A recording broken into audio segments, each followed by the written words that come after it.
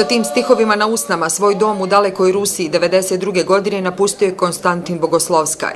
Mladića koji je tada tek zagazio u drugu deceniju života, put srpske vodila je bratska ljubav i spoznaja da ide u pomoć rodu pravoslavnom.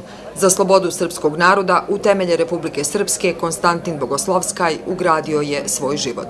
Kako je lijepa ova država koja je i nama postala druga otadžbina. Ovdje sada leže sa vašima zajedno svi na vašoj zemlji.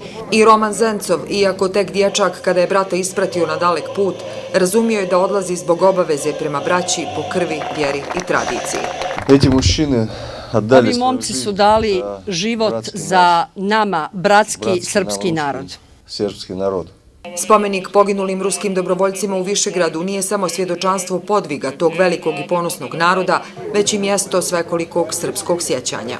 Da smo braća po krvi, da smo braća po vjeri, a ove dvije činjenice duboko su utisnute u našu široku slovensku dušu. Kroz dugu istoriju samosvjedoči da nam je izvor zajednički, a to je istinski osjećaj jedne pripadnosti jednom te istom korijenu.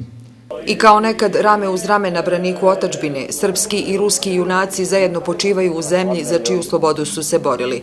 Od oko 700 ruskih dobrovoljaca koji su u sastavu Vojske Republike Srpske učestvovali u otadžbinskom ratu, njih 37 nikada se nije vratilo u rodnu Rusiju. Molim se.